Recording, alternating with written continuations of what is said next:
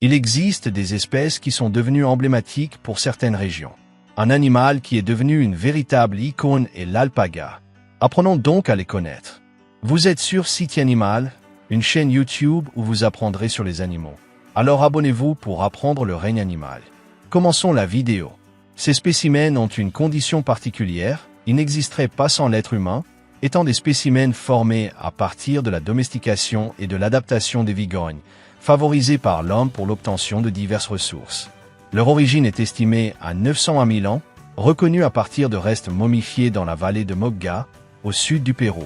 Ils sont habitants du continent américain et sont l'un des animaux les plus emblématiques du Pérou, mais beaucoup ignorent qu'ils ne se trouvent pas seulement dans ce pays. Ils sont également en Équateur, en Bolivie et en Argentine. Ils vivent dans un écosystème dominé par les forêts tempérées et les zones semi-arides de la cordillère des Andes, à une altitude allant jusqu'à 4800 mètres, où les températures peuvent atteindre 0 degrés Celsius la nuit et 16 degrés Celsius le jour. Mais comme c'est un animal domestiqué, il a la vertu de s'adapter à d'autres endroits. Donc il y a des populations aux États-Unis, en Nouvelle-Zélande, en Australie, aux Pays-Bas, etc. Cependant, leur plus grande population, 95%, se trouve en Amérique du Sud. C'est un camélidé qui a été considéré un temps comme une vigogne domestiquée. Mais avec le temps, des différences significatives sont apparues, le globalisant comme espèce. On en connaît deux races. Ce sont des animaux très grands, grâce à leur cou très allongé. De la tête à la croupe, ils mesurent 1,20 m à 2,25 m. Ils atteignent une hauteur au garrot de 1,30 m et pèsent entre 55 et 65 kg. Ce sont des animaux très colorés. On observe 22 couleurs dans leur pelage, dû à l'élevage qu'on en a fait, avec différentes tonalités de blanc, noir et brun. Chez certains individus, il peut être multicolore. Ils ont un pelage très laineux et épais, utilisé pour former des fils et ainsi tisser des vêtements. Ils ont une petite tête, peu appréciable car très poilue, mais très visible lorsqu'on les tond, avec un museau assez allongé. Ils ont des incisives, les inférieures sont très visibles de l'extérieur et parfois tordues. Ils développent également des canines, caractéristiques des camélidés. Leur cou est extrêmement allongé, presque aussi long que leur corps. Malgré sa taille, ils ont le même nombre de vertèbres cervicales que les autres mammifères, 7. Leur corps est élancé, un peu rond, mais la même remarque que pour la tête s'applique. Ce sont des artiodactyles, nombre pair de doigts. Chez cet spécimen, comme chez d'autres camélidés, ils ont 2 doigts à chaque extrémité. Leur dimorphisme sexuel est compliqué.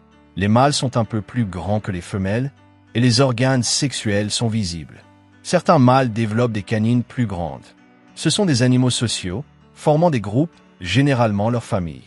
Mais comme ce sont des animaux domestiques, ils s'associent à d'autres animaux, moutons, chèvres, lamas, et peuvent même considérer d'autres personnes comme faisant partie de leur groupe. Il n'y a pas de spécimens sauvages. On observe un ordre hiérarchique où le plus haut placé est l'être humain. Parfois un mâle peut tenter de prendre sa place. Ce sont des animaux diurnes qui passent la journée à paître et à marcher, puis s'allongent au sol pour ruminer, broyer leur nourriture en particules plus petites. La nuit, on les met à l'abri pour les protéger. Leurs territoires sont assez mal connus car, étant domestiques, une personne peut leur offrir une plus grande étendue qu'une autre, ainsi que la quantité d'individus dans le troupeau. Ils sont dociles, mais cela ne signifie pas qu'ils ne se défendent pas. Parfois ils crachent de la salive et du contenu ruminal, surtout dans les yeux. Peuvent mordre et donner des coups de pied, en se dressant sur leurs pattes arrière pour plus de force. Leur principal sens est l'ouïe. Ils communiquent par son, rare, mais surtout par différentes postures interprétables comme colère, joie, méfiance, etc. Leur vision leur est très utile. Ils ne distinguent pas bien les formes mais perçoivent le mouvement avec un large champ visuel. Ils utilisent aussi leur odorat pour détecter des produits chimiques dans les sécrétions et l'environnement. Ce sont des animaux herbivores, consommant une grande variété d'herbes, parfois des arbustes mais généralement seulement des herbes. Il faut leur fournir les meilleurs de la région pour éviter des carences. En tant que ruminants, ils ont une haute capacité de fermentation de leur ingestion, leurs bactéries leur apportant beaucoup de nutriments. Ce sont des animaux polygynes. Un mâle peut avoir une famille composée de 5 à 10 femelles. Ils peuvent se reproduire à n'importe quelle saison si la femelle est prête. Il est donc nécessaire d'avoir une bonne gestion reproductive, choisir la meilleure femelle et le meilleur mâle avec certaines conditions pour transmettre leurs caractéristiques à leur descendance. La femelle émet des vocalisations pour indiquer son estrus et attirer le mâle, ce qui peut attirer d'autres mâles et provoquer des combats. Il faut donc les séparer à ce moment pour éviter les agressions. Après l'accouplement et la gestation, elle ne permettra plus la monte. Ils passent presque tout leur temps ensemble, le mâle ayant le rôle de protéger son troupeau. Les femelles peuvent se reproduire chaque année. La gestation dure de 241 à 345 jours, environ 11 à 12 mois. La femelle peut être gestante 10 jours après avoir mis bas. Généralement, elle s'écarte du groupe pour mettre bas, naît un petit qui pèse 8 à 9 kg, actif et capable de courir quelques heures après.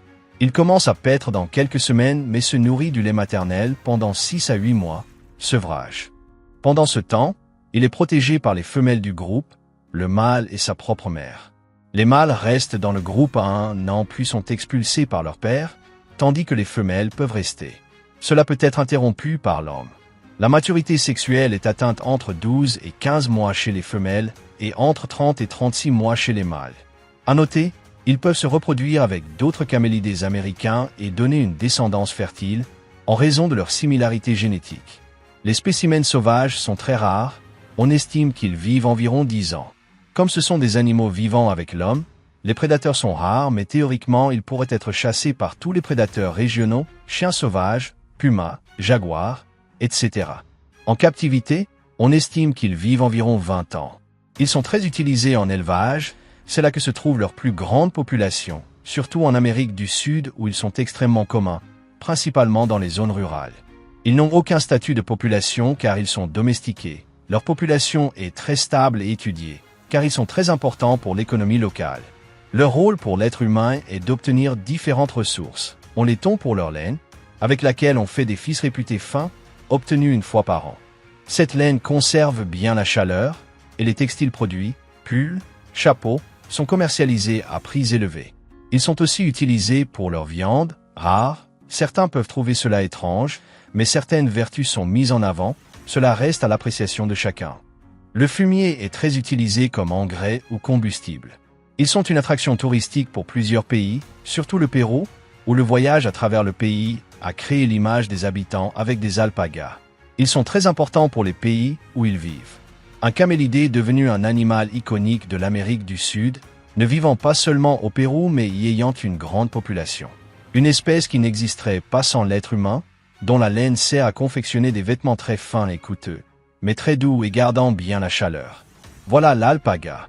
On se voit dans une prochaine vidéo.